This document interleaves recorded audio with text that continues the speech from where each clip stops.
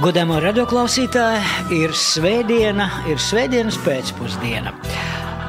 Bet mazliet vizualizēsim tādu brīdi, kad ir svētdienas pēcpusdiena par Peldielu vai par Komjaunas ielu gar koncerta estrādi Putvēņi iet Anģels Remes. Sveiks, Anģel! Labvakar, jeb labdien! Labvakar, jeb labdien! Jautājums ir viens. Tu izdzirdi šo melodiju. Tev taču ir kaut kādas tādas sajūtas. Vienalga, ka tas notiek. Kādas viņas ir apmēram? Kad es izdzirdu šo melodiju, tā man tā aizķer dvēseles stīgas, kad asaras birst par tiem skaistajiem laikiem. Varbūt ne skaistajiem laikiem, bet par tiem skaistajiem Liepājas dzintara brīžiem. Augusta mēnesis, augusta vidus, pievakar, knauši, bariem, koži un spēlē šīs melodijas. Godājumie radioklausītāji, ja jūs esat kaut kur citur, ne Liepājā, Anģels teica knauši, tad ziniet, ka tie citur Latvijā viņi rod, bet Liepājā ir knauši.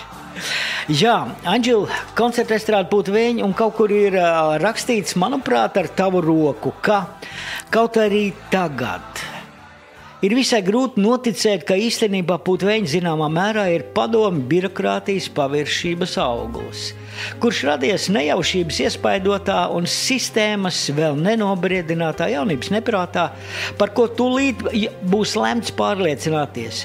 Jebkurā gadījumā ierīnas liepājniekam pat sapņos nerādījās, ka šajā vietā pavisam drīz skaļāk par vēju šalkām un jūras balss dunoņi skanēs mūzika, saknes dzīs festivāls, kas Liepājas vārdu nesīs visā Latvijā, arī aiz tām robežām, bet koncerta estrādi padarīs par tramplīnu pilsētas kultūras dzīves atspērīgam lēcienam kvalitātē. Tas bija kuri gadi? Tas vārdi tik dzirksteļojoši rakstīts, ka tas ir Edgara Lūsēna rokraksts. Viņš jau ļoti emocionāli to visu apstāstīja, kā tas ir bijis. Bet tas ir pārāk sarežģīti, jo tā noskaitīja to, ka viss, kad es pat nezinu, ko uz to atbildēt. Sāksim ar to, kas tur bija, sāksim ar to vietu. Jā. Jo, redz, manuprāt, kad ja mēs ceļam godā un ļoti pamatoti ceļam un viņiem piemineklis pienākas tādiem cilvēkiem kā Rihardam Stankēvičam, kā Liepājas dzintara krusttēvam un kā Inārai Latvenai, kur būtu Liepājas dzintara krustmāte, tad, manuprāt, ir vēl trešais dullais, labā nozīmē dullais cilvēks. Un tas ir Rihards Rubīns. Jo nebūtu Riharda Rubīna, kā varētu teikt, tās uzdrīkstošās idejas un tas izpildījums, tad nebūtu tāda koncertdārs Putvēņa. Jo liepājnieki, jau vecie liepājnieki atceras, kā tur bija. Tur bija tā gliemežnīca, bija tā skatuve, ja, tā. Un bija tādi koku soli, pussapuvuši, tur jau estrāde bija. Un koncerti jau tur notika. Bet tajos apstākļos nekad tur nevarētu rasties festivāls Liepājas dzintars, jo tā bija primitīva vieta, tāda noplukusi vieta.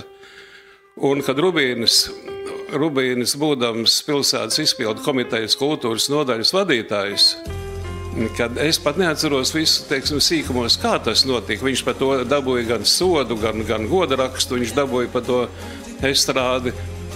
Jo es, piemēram, pie tām lemšanām nekur klāt nebija. Manas uzdevums bija par tām lietām rakstīt avīzē. Un es tikai zinu, kad tur lielas trobels bija, kad tur taisa to mūri, tādu mūru sienu taisa, un kas tur vēl nebūs, tur stikla sienas un ko tik vēl nē. Un kad uztaisīja to estrādi, un kad mēs avīzē devām tādu aicinājumu, lai piesakās tā kā konkursu uz nosaukumu. Un tur vairāk simti, man liekas, tur kāds 5000 nebija vēstules ar tiem nosaukumiem. Jo tas kaut kā cilvēks iekustināja. Jo tādīs laikos bija tikko kā varētu teikt, modē nāca vai kā Sopotas festivāls, kas notiek Polijā, tātad kaut kur ārzemēs, vilinošās ārzemēs notiek toreiz estrādes mūzikas festivāls, un to rāda arī padomju televīzija. Un tad kaut kas arī šeit varētu līdzīgs būt, un tā Un jau vēl atgriežās pie tā nosaukuma, ja, tad tur jau dzintaroja, visādi dzintaroja. Tur bija tie nosaukumi dzintar krasts un dzintar zeme un dzintar lāse un kas tiek visnijā dzintar saistīts. Bet beigās izvēlējies tā pūt vēņa. Bet ar dzintaru, jā, es saprotu, ka Liepājniekiem te ļoti daudz apstrādāt dzintaru meistari mums ir un tāds, bet festivāls jau nebija Liepājas dzintars. Kādēļ dzintars? Kāpēc tas nosaukums? Ja, pa nosaukumu. Jā, pa nosaukumu. Bet kāpēc dzintaroja? Dzintaroja? Jā. Kaut kā tas modē. Tas dzintars bija to brīdi, tas tā likās, visur saistīt. Tas tāds latvisks nosaukums un liepājniecisks un viss. Tiešām, kā tu stākā, dzintari apstrādāja, un dzintari darbojās, un dzintari otras lietas, un dzintars bija modē, un tāpēc ir nosaukumiem. Ķinītim, kinoteātris, bet tas bija dzintars arī, un tad ir nosaukumi, bet izdomāja to pūt vēņi, un sākumā likās, baigi sarežģīts, kas viņi tādu izrunās pūt vēņu, kā viņi tur izlocīs, bet tā viņš aizgāja. Tas pūt vēņa aizgāja, un Ja drīkst tev pajautāt žūrijas komisiju, kas bija pūt vēņiem? Jautā, viss, ko tik tu gribi. Pūt vēņiem, žūrijas komisija, kas nolēma to, kad nosaukums ir pūt vēņi? Jo man liekas, ka viņš ir ļoti labs, tā vismaz man šķiet. Kad es sapratu, ka tas varēja būt, ka tur tāda žūrija noteikti bija izpildu komitejas kultūras nodaļā, bet man liekas, ka Rihardam Rubīnam bija tas galvārds. Un Rihardam Rubīnam patika kaut kas neparasts. Viņam pat un neparasts to brīdi likās, kā pūt vēņi. Pūt vēņi ir skaists nosaukums ir un dziesma pūt vēņi, bet ka saukt koncertdārzu, sākumā jau koncerta estrāde. Kāda koncerta estrāde, bet viņš jau būtībā, mēs jau sākam avīzē to rakstīt tā kā kādreiz bija Latvijas laikā, pirms ka laikos saukt bija koncertdārs. Mums tas likās tā romantiskāk rakstīt koncertdārs.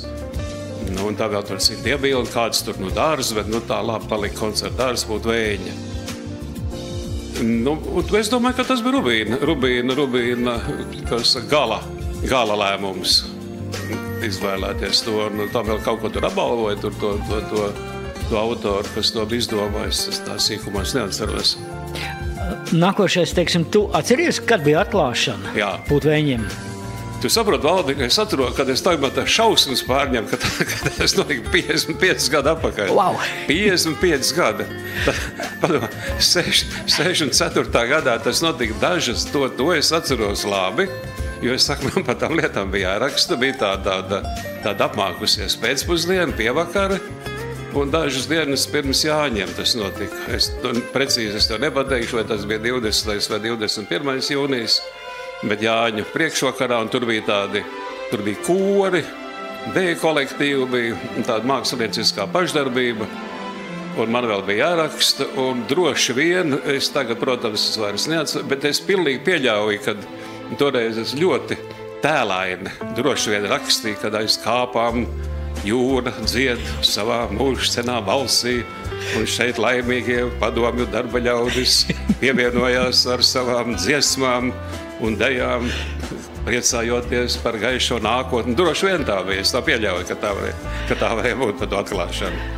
Ko, godājumie producenti, jūs dzirdējāt, Anģels Remes sacīja, ka pūt vēņi ir kaut kur ap Jāņiem.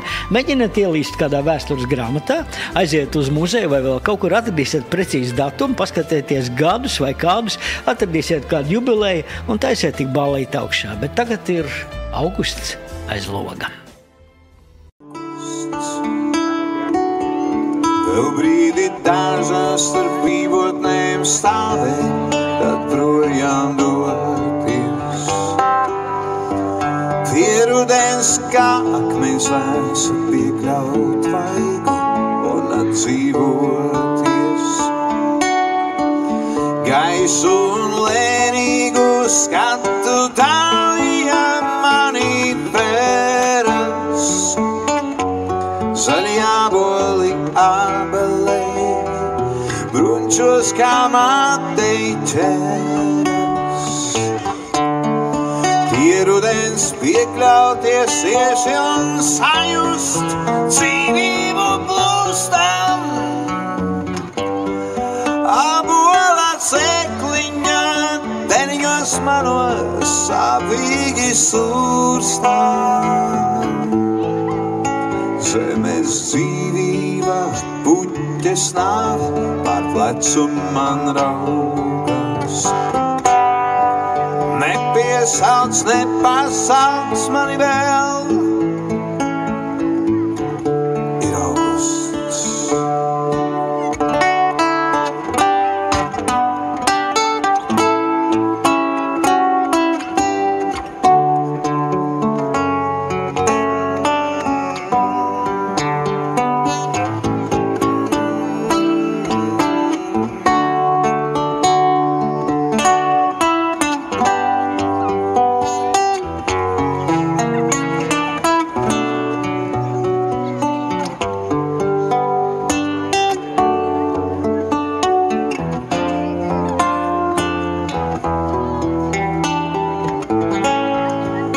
Smaga laimīgā ābelē gluži, kā svētajā raugus.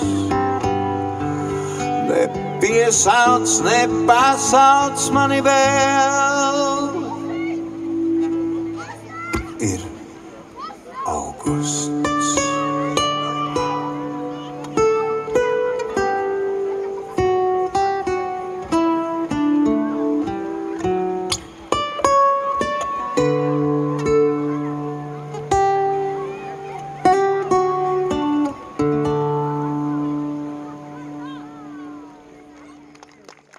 Godājumā radioklausītāji, programma Dzintarā kaltās katedrāles bruņinieki.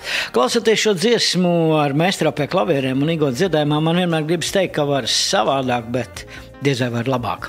Anģela, atgriežamies pie puķvēņiem, un man te ir tāds, vai tas ir tavs vai Edgara, tam būtībā nav par to vēsturi klusē, man ir grūti sacīt, bet šeit ir tāds interesants, gandrīz vai fakts. Ieklausies, pilsētas lielākā priekšnieka izpildu komitejas vadītāja amatā tolaik strādāja Jānis Dakše.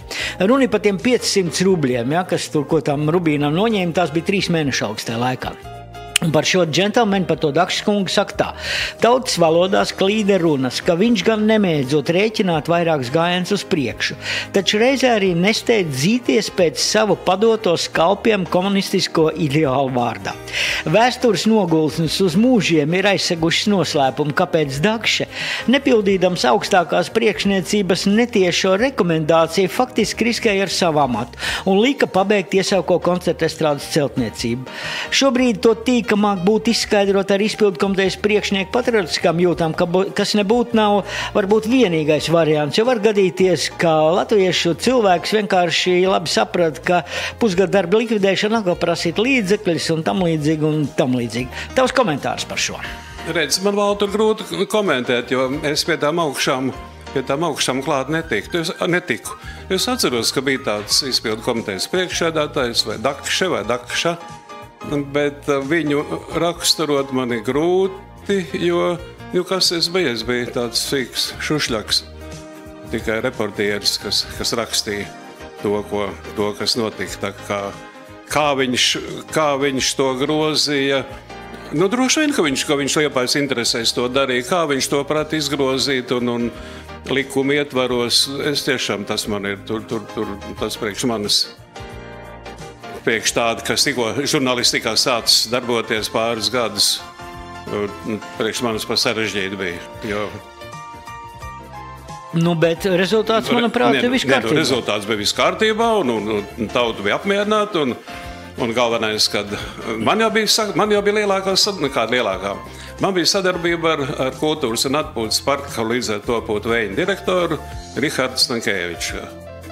Ar viņu man bija dažādas sadarbība, dažādos līmeņos, arī omolīga sadarbība pie klāta galda un sadarbība lietišķi.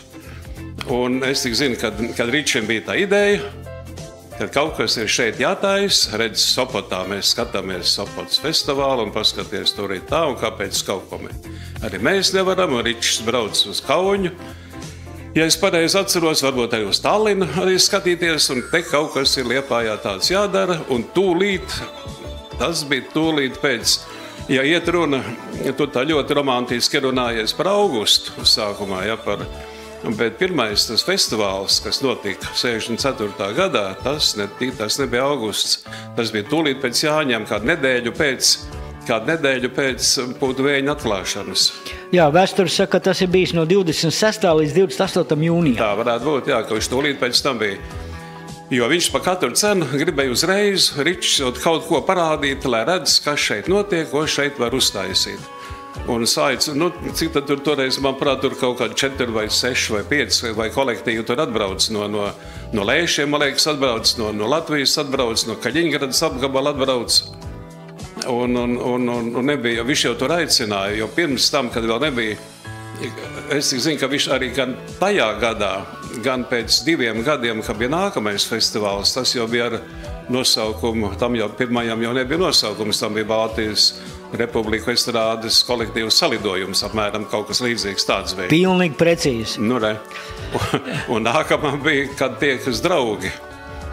Bet tiem jau bija visi festivālu principi, visas apbalvošanas, visas žūrijas, viss notika, bet nebija tie dalībnieki vēl, jo viņš gāja ap divu ar Rinā, viņi zvanījās uz malām, lai brauktu un aicināja, un viņi gāja no rītiem uz staciju gaidīt ar Rīgas nakts vilcienu, kad atbrauks kolektīvu kaut kādu, un atnāca, nav tukšs, neviens tev atbraucis.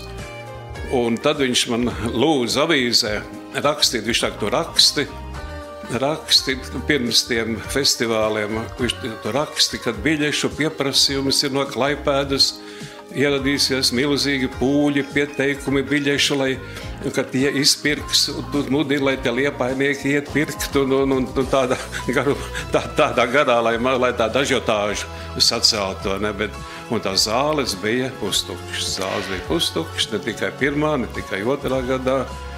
Lai gan, Anģela, ko saka vēsture? Vēsture saka tā, ka pirmajā gadā, teiksim, klausītājs skaits tajā 1964. gada jūnija mēnesī bijis 2700. Taču otrajā gadā tev pilnīgi taisnība ir bijis tikai 1000. Un festivāls jau notika tajā augustā romantiski, 2 dienas, 27. 28. augusts. Tagad tiekas draugi, 2 koncerti. Varbūt 3, divi, teiksim, konkursu koncerti, tur vienas noslēguma koncerts varētu tā būt arī. Un tajā gadā vinnēs Zvaigznīta, Grīnberga, viss kārtībā. Bija arī, teiksim, personības. Pirmajā taču vinnēja, ja es nemaldos, Cislavs vinnēja Romanovskis. Jā, Romanovskis un Zāģerskundze, jā. Divi, jā. Liepājas Elektro, tāds brigāda. Visvaldiem. Tas bija pirms Neptūna, viņiem bija Elektro. Jā. Un arī pat tanī trešajā festivālā, kas bija pirmais ar nosaukumu Liepājas Dzintaris, 67. gadā. Tur taču bija spēcīga Zvaigznīta.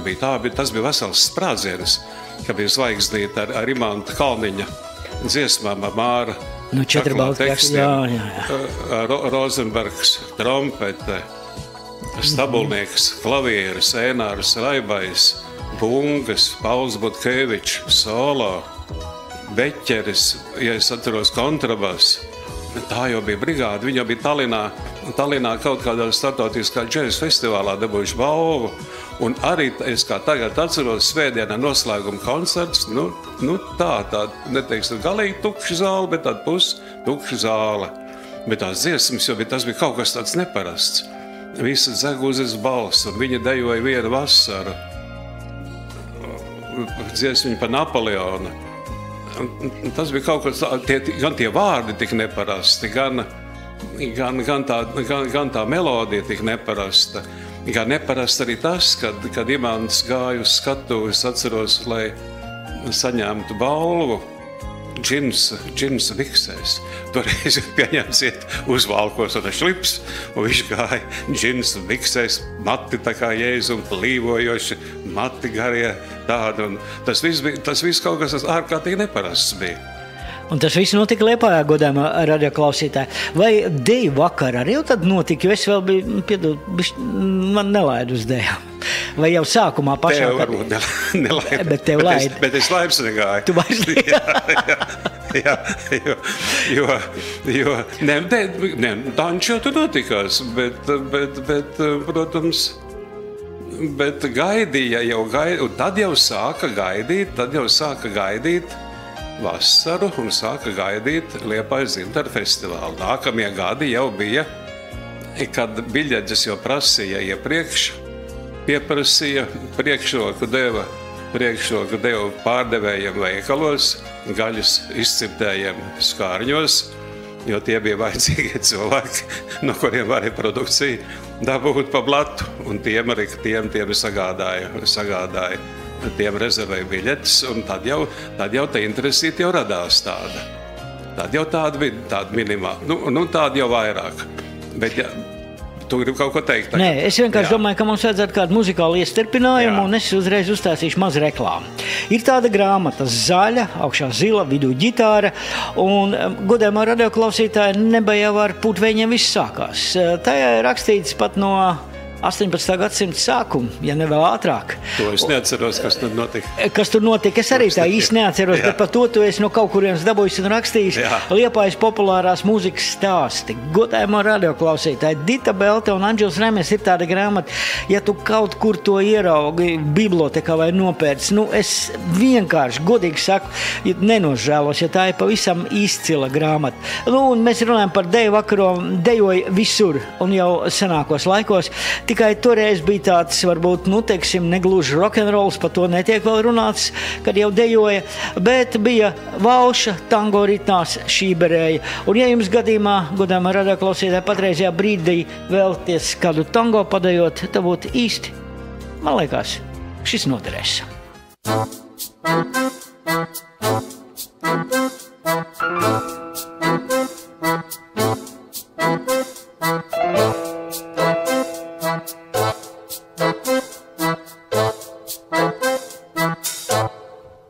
Es vedīšu tevi uz tango, kā arēnā buļļu deju, un spraudīšu pie tukšās dzīves, kā savu dzels orhideju, par sapņiem, kas zuduši dūmos, par dzīvi, kas miglā tīta.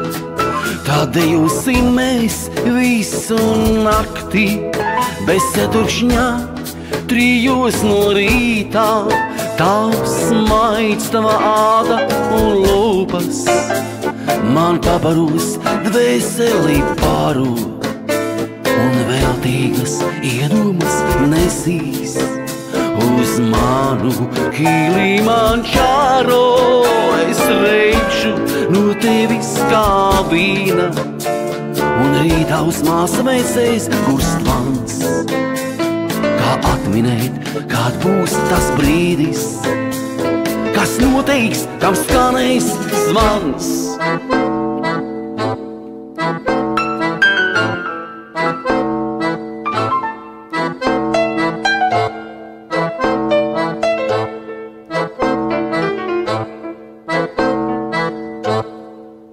Es dejošu kopā ar tevi no dzīves sen pazudušas, kā panākt to, kas sen jau zudis, ko liktenis sen jau pazaudējis.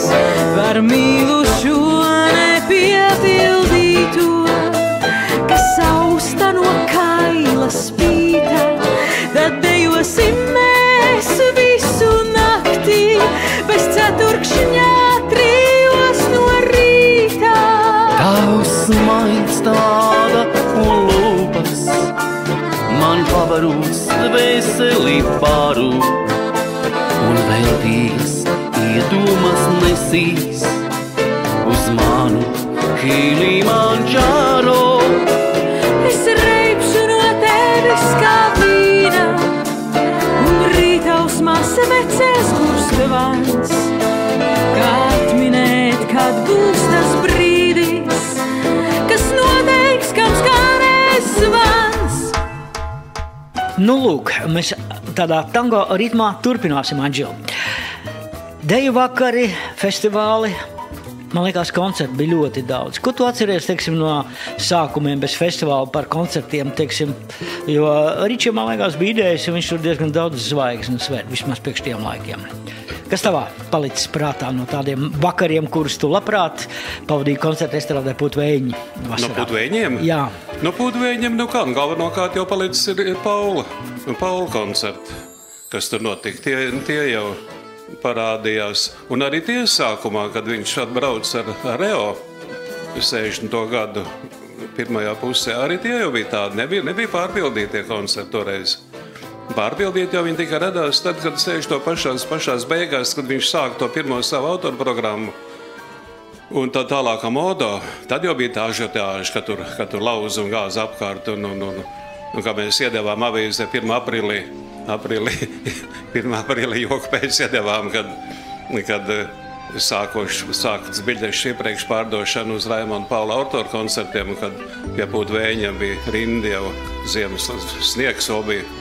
Un ka Rihards Stankēvičs raidīja prom un atkal nāk pēc brīža atkal rinda sastājusies. Un tā viņš pielika to plakātu, kad viss biļetes uz Paulu koncertiem izpārdotas. Lai gan kas 1. aprīlī, vai kādam var ienākt prātā, ka 1. aprīlī jau ir vaļā koncerti, bet pietika to Paulu vārdu un tad jau tie Paulu koncerti jau tur. Tie jau bija tie galvenie, kas tos noteikti ļoti gaidīja, vai ne? Protams, ka tos gaidīja jau ar Liepājas Zintaru, un tur Liepāja jau par to runājām, par Liepājas Zintaru, tas sprādziens, manuprāt, ka bija, tas uzliesmojums bija 1970. gads, tas bija. To es kā tagad atceros, kad tagad tādā noslēguma koncertā es biju iekšā Pūtvējiņos, tur vai direktora kabinetā, vai kur kaut ko mēs runājamies, kādu tur stundu pirms koncerta. Un ieskrien tāda pārbijusies biļešu kontrolieri pie ieejas biedra direktora, ko mēs darīsim. Laukā tādas pūles, tie izgāzīs visas vārtus ārā. Un es saprotam, kas notiek, kāpēc pēkšņi tādas milzīgā drīz pēc tam ienāk izpildu komitejas priekšsēdētājs Kārlis Strautiņš. Viņš saka, man nav te kādai sievietai diegs un adata, man jāiet uz skatu pasniegt balvas. Man tai pūlī žakatie pogas izrauga, kamēr es tik iekšā. Un tad sākās tā ažiotāža. Kāpēc viņi sākās no kā pēkšņi, to es nezinu. Varbūt kāds to var pateikt. Jo līdz tam jau bija spēcīga kolektīva. Bija taču Kauņas oktāva. Bija taču Paņevežas ekrānas, kas piedalījās. Bija Zabota Kaite ar savu. Bija taču latviešu grupas bija. Bet pēkšņi tādā gadā, kāpēc, un tad sākās, tā bija tas uzliesmojums. Arī tie hipiji tad parādījās, kas arī bija kaut kas priekš Liepājas, kaut kas neparasts, ka hipiji te klīt pa ielām tam bērnu preču veikalā nopirka tās plastmas, tās taurītes un stabulēja, tā maigi stabulēja un Pūtvējiņos ar tām paceltām rokām, tā rokas tā plivināja, tas kaut kas tāds sēdēja vidū, ejās, nevis krēslos, bet ejās sēdēja un nakšņoja parkā. Tas viss tāds, kas tāds, likās kaut kas no rietumiem, tāds kaut kas tā rietuma elpa tāda. Un tas radīja to visu. Un tad, jā, viņiem hipijiem taču bija tās džinsu bikses saplēt tādas uz ceļiem pārplēstas. Un tad taču mans puika arī mājās, cik viņam gadu toreiz varēja būt kaut kādi 7 gadi, 6 gadi, ka lika mammai, lai griež biksēm caurums no Amerikas atsūtītās džensu biksēs un saskaties. Tā bija tā romantika. Tā bija tā romantika, kas, manuprāt, tas apkārtam Zintaram, kas radīja to gaisotni, to romantisko. Nedaudz paskatīsimies statistikā, ko tu pats esi labi sameklējis. Tad, ja pa gadiem ejot uz priekšu, var teikt tā, ja 67. gadā bija 2300 skatītāji un klausītāji, tad 68. jau 3400, 69. 4500, un tev pilnīgi taisnība. 70. gadā jau pārpa 7000. Iedomājies, ka, teiksim, katru augustu vien vairāk Liepā ierodas cilvēki. Tas forši, vai nebija? Taču, jā, nāca, taču runāja tie tiksim autobraucēji, kas brauca. Tos štopēja un kaut kur tuvāk Liepājai tie veida nāca jaunieši ar kājām, kas nāca gan no Rīgas puses, gan no Klaipēdas puses. Nāca uz tejienu un štopēja automašīnas, lai varētu tikt līdz Liepājai ātrāk. Bet vienā brīdī jau tos hipijus tādā pašā ceļā pēc apakaļ sasētināja autobusā un 100 km no Liepājas izved un palaid vaļā, jo tie tā it kā padomju sabiedrībā tā īsti neiederējās. Bet tā atmosfēra, tā gaisotne bija radīta ap to dzintaru, un tas viss likās kaut kas neierasts, kaut kas jauns. Varbūt arī mūzika, protams. Tas tev jāatcerās, Čeļābins Ariela parādījās, vai ne? Nu, varbūt cita lieta, varbūt, ka nebija, teiksim, tie, kas, bija tur dažādi, tur Baltkrievijas un Moldāvijas un Armēnijas, varbūt tie kolektīvi, tie tur tā, bet bija taču spēcīgi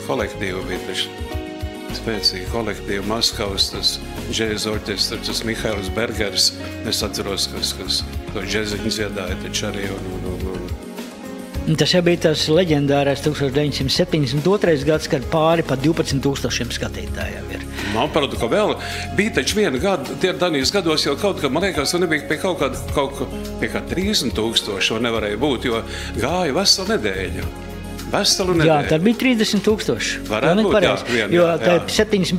gadā tad bija atkal jau daudzāk, bija 11, tad saka, ka bija jau 13 un 30 000 bija vesela nedēļa. 72. Tad pat, kad bija Bergers, tad, kad bija Ariels, kā tu saka, jā. Un tu saproti, vēlākos gados, un tagad mūsu, teiksim, Latvijas jaunajos laikos, kad man nācies, es esmu intervējis vienu otru tādu, tā jau 90. gadu sākumā vidū, ministrus, premjerministrus, prezidentus Latvijas, kad viņiem jautā, es viņam tā parasti jautāju, kā jūs iepazināt Liepāju, kad jūs pirmo reizi bijāt.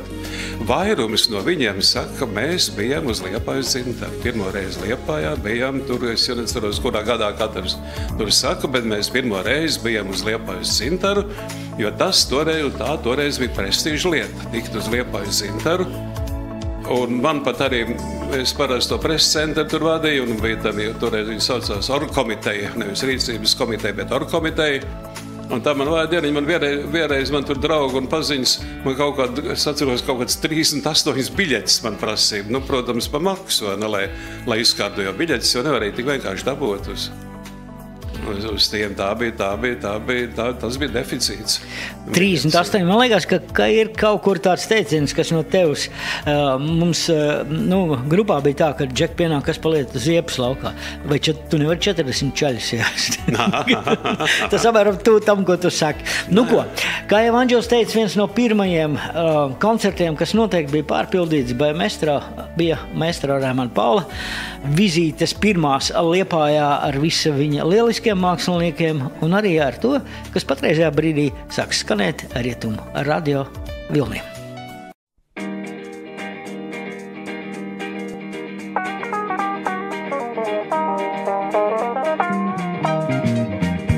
Sargies vēja, kas pie loga, augu nakti zarus šūpu.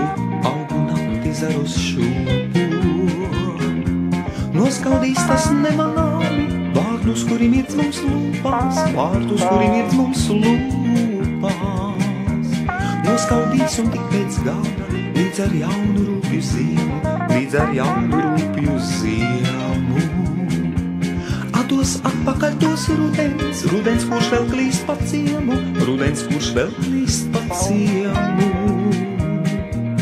Tik ilgi kamēr mūsu mīla nenovecos, mums no ziemas nav ko bīties. Kamēr tev pie mana pleca, kamēr man pie tava pleca, dzīve lemts ir sasildīties. Tik ilgi kamēr mūsu mīla nenovecos, mums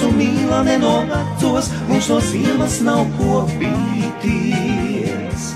Kamēr tev pie mana pleca, kamēr man pie tava pleca, dzīve lemts ir sasildīties. Sargies tumsas, kas apmāju, augu nakti klusi staigā. Noskaudīs tā nemanāmi, gaismu, kura spīd mums svaigā.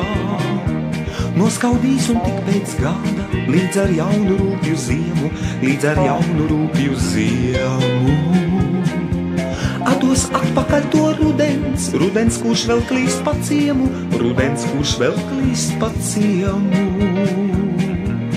Tik ilgi kamēr mūsu mīla nenotacos, mūsu mīla nenotacos, mums no ziemas nav ko bīties. Kamēr tev pie mana pleca, kamēr man pie tava pleca, dzīvēlam dzirsa sildīties. Tik ilgi kamēr mūsu mīla nenotacos, mūsu mīla nenotacos, mums no ziemas nav ko bīties. Kamēr tev pie mana pleca, kamēr man pie tava pleca, dzīvēlam dzirsa sildīties. Nu ko, paldies Viktoram Lapčenakam, jo viņš saka, kamēr mīl nenovecos, mums no ziemas nav ko bīties. Anģels Remēs un programma Dzintrā Kaltās katedrāles bruņinieki. Anģel, kaut ko gribēju pateikt, ja, ka tu klausies Viktoru? Nē, ka klausos Viktoru, nē. Es tikai tu man iepriekš jautāju, kas vēl bez Liepājas dzintara vēl ir radījis ažiotāžu Putvēņos. Es tev atbildēju, kad Paula Raimona koncerta ar Modo, bet es pilnīgi man tev jāatvainojās, kad es nesāku ar to, ka ažiotāžu radīja Kredo.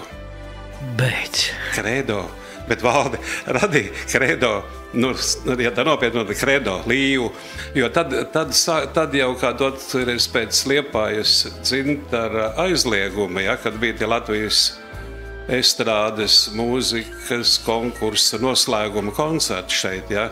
Un tie bija ļoti labā līmenī, un ka jums bija tie dueļi, nu, sauksim tā, dueļi Kredo līvi, ja? Bet tad jau tā bija, tad jau tiešām tā bija, kad arī Kredo, tāpēc es tev dziļi atvainojos, kad es nesāku ar to. Jā. Protams, to, ko saka Anģels, tas bija tā interesants nosaukums. Festivāls veltīts Latvijas komunas 60. gaddienai. Otrs festivāls veltīts 40. gaddienai kopš padomju varas atjaunošanas Latvijā. Pirmā vietā Līva un Kredo. Jā, bija tāda lieta. Anģel pa žūrī tagad. Atgriežamies pie Liepājas dzintara. Redz, žūrī man tik bija taisa žūrī, protams, nebija žūrī, es ne kaut ko pilsētas skatējis, man ielika, kā laikraksts komunists pārstāv. Bet, protams, Liepājas dzintara festivālā jau žūrijā es nebija. Bet man bija tas uzdevums bija parasti žūrī izklaidēt. Tas bija mans uzdevums žūrī vest kaut kur uz kaut kādu pirtiņu, uz laukiem, kaut kur uz apkārtni, te uz kaut kādu kolhozu.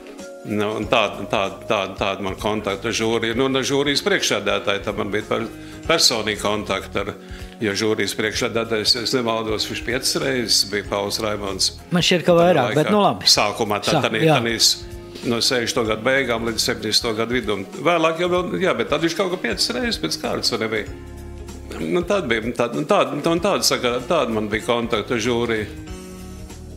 Tā kā vairāk, nu, žūrijā bija spēcīgi vīri dažādās izpausmēs, kuri izturēja pirts pēršanos pirtīs un izturēja to, kas notiek pēc pirtīm un kas turēja līdz rīta gaismai cauri un nākamā dienā sēdēja pie žūrijas galda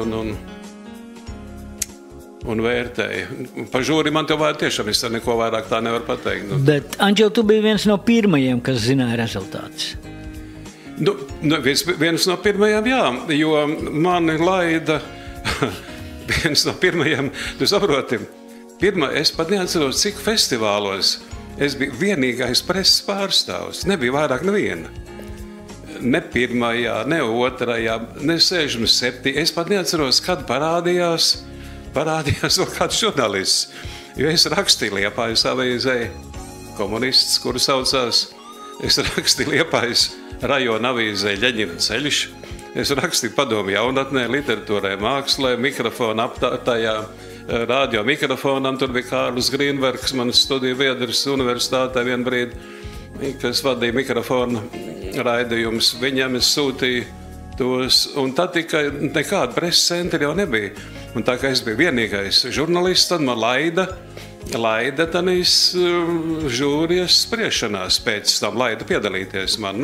Ko tu viens tur netraucies neko, lai viņš tur sēž un klausās. Un tad es tik atceros, kad vienā, es neatceros, kurā gadā, ka vienā bija, man liekas, Lipāns bija tāds igauņa mūziķis, kas vadīja žūrī vienu gadu, Lipāns.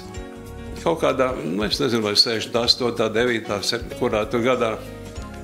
Un tas nāca jau rīta gaisma, un nekād viņš tik nevarīgi vadīja to spriešanu, tik haotiski. Gaidīja meitenes, gaidīja, lai rakstītu diplomus, gaidīja, ko gravēt iekšā balvās, kādas nosaukumus, un nevarēja nekādu izspriest. Un es atceros jau tāda, jo nākamā dienā 12. jābūt koncertam, ir noslēguma koncertam, un jau gaismeņi ir.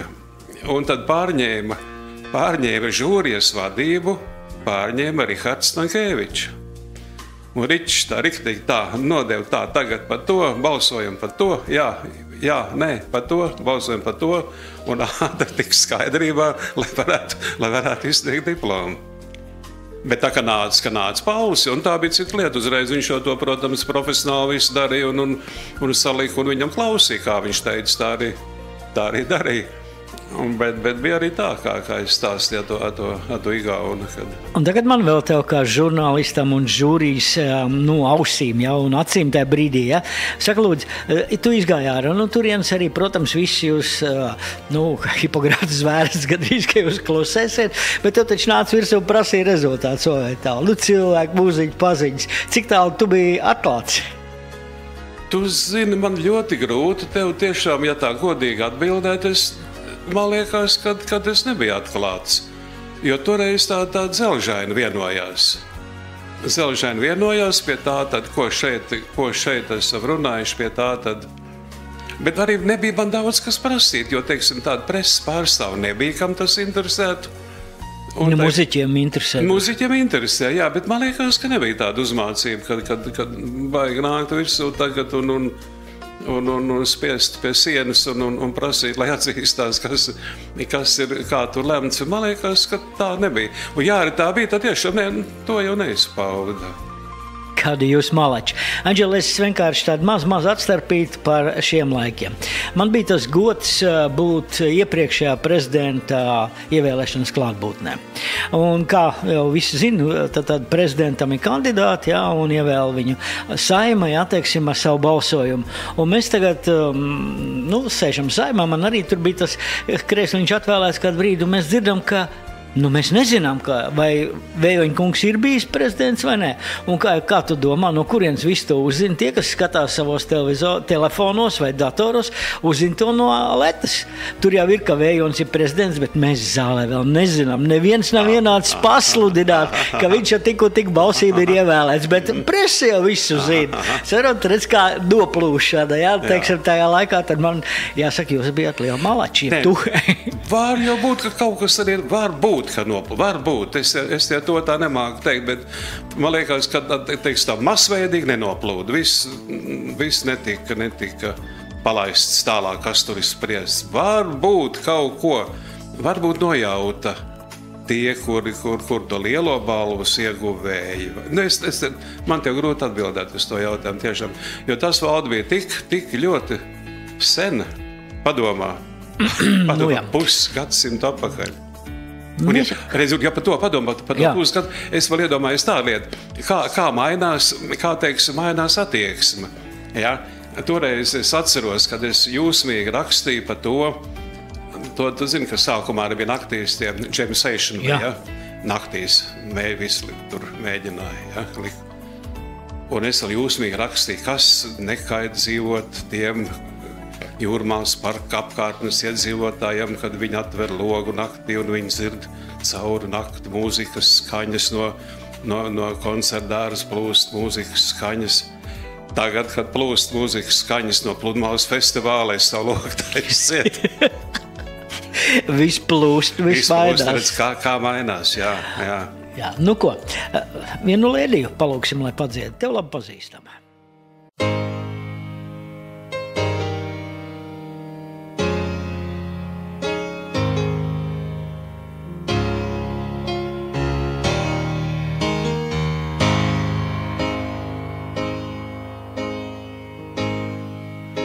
visu dienu, visu mūžu. Viena ogle kvēlojusi, draudējusi, zvērojusi. Tagad vakarā par manu ceļu skrien, pāri manam vēlam ceļam, pretī rudenim, pretī rudenim, pretī rudenim, pretī rudenim, pretī, pretī, pretī rudenim.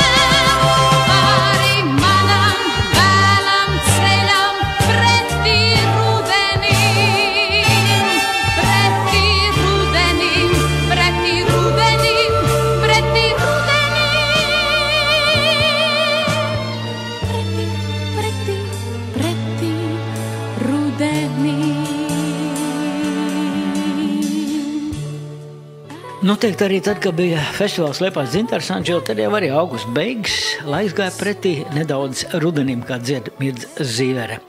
Saka, lūdzu, vēlreiz par festivālu tavas sajūtas, tā kā viņš beidzās, salūts, skan Liedagā un viss tā. Kādā veidā tu, teiksim, kā žurnālisti, saprotu, tev uzreiz redaktors teica, nākošie darbi tādi, futbols, bet tev jau bija kaut kādas iekšējas tādas sajūtas pēc festivāla. Gaidīju uzreiz nākamo. Man vēl tagad ir prātā, kad tu saki, kā viņš beidzās ar Liedagā, kad visi mūziķi uz skatu nostājās. Man prāt, ka tas bija tas jau vēlāk, protams, nāca, ne jau sākumā, kad tas bija tas emocionālākais brīdis, kad saule rietēja un skan tas Liedagā. Un to es atceros, kad es to vienmēr kad celās kājās publika un gaidīju to brīdi, kad izskanēs tas Liedagā. Tās bija tās emocijas, kuras vēl turējās iekšā nevienu dienu. Nē, nu kas kā jāraksta, jāiet tūlīt, ko tur daudz, jāiet uz redakciju, jāsēž klāt un jāraksta, ko tur vairāk, vai ne? Nu, bet tas jau vēl iekšā turējās tā noskaņa. Jo lasītāji grib pirmdienas laikrakstu, lasītāji grib, jā. Nu tā tas bija, bija arī tāda reize, ka, piemēram, es atceros, kad vienu gadu gāja Liepājas Dzintars, es neatceros 70, kurā gadā no tiem pirmiem gadiem, kad arī gāja kādu nedēļu, man liekas, un tad taisīja vēl tādas avīzītes, tādas maziņas, tādas ne avīzītes, bet tādas bukletiņas. Skrejlaps, jā, tādas, un tās es vēl gāju naktī uz tipogrāfiju devu, un no rīta viņas bija gatavas, lai būtu nākamā dienā, varētu tur pa pūt vēņiem izplatīt, un bija taču tā, es atceros, tagad beidzās festivāls, svētdienas vakarī noslēguma koncerts, un pirmdienā Rīgā ir PSRS čempionāts spēle futbolā starp Liepājas Zvejnieku un Rīgas Daugavu, kas man arī sirdslieta, kur ir jābūt klāt, un tad es atnācu uz redakciju vakarā līdz 5 rītā sēdēju un rakstīju, atstāju rokrakstās. Tad toreiz jau rakstīju no mašīnu uzsit vai neatstāju tur un tālāk, lai tipogrāfijā darīju tos tālāk. Gāju uz rītu vilcienu 6, braucu uz Rīgu uz futbolu. Noskatījos futbolu, braucu ar futbolistiem atkal apakaļ un sēdēju atkal vakarā un rakstīju par futbolu nākamā vakarā tāpat. Nu, tā dzīve toreiz bija. Bet tā dzīve valda bija interesanta. To viņa bija dinamiska un interesanta. Labi, citi laiki, citi principi. Nevarēja, teiksim, kā tu zini, visu rakstīt, ko gribēja rakstīt, un tas ir pats par sevi. Bet šīs lietās nekādi tādi, ne sportā, ne mūzika, nekā tādi ierobežojumi, kā tad īpaši nebija tādi. To, ko... Un redz, un arī, godīgi, es nebiju mūzikas speciālists. Es biju mūzikas, es aprakstīju, es varēju intervēt cilvēkus, es varēju to gaisot un apmēram apstāstīt. Un es jau balstījos uz intervijām, uz speciālistu intervijām, ko es apkārtnē, ko es intervēju. Es nebiju vērtētājs, tur jau bija.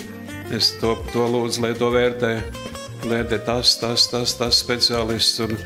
Un es vēl atceros, kad intervējot Juru Kulakovu, bet tas jau vēlākos, tad es nedzirdēju to emocionālo brīdi, kad Ieva akurāteri nodziedāja no skatuves, ja, kad viņa sāk raudāt, ja, kad viņa apstājās, kad viņa sāk dziedāt to latviešu tautā. Ja, sanāt. Savest visu mājās. Jā.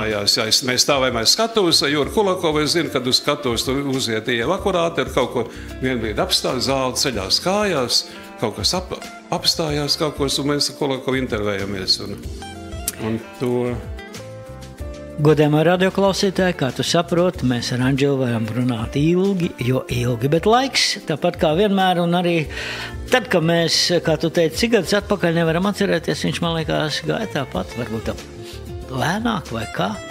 Kad tu ej tagad peldēties, Andžela, garām putvēņiem, varbūt kādu tādu pravietisku novēlējumu sirmajiem pūtiņiem? Es domāju, pravietisks novēlējums būtu, lai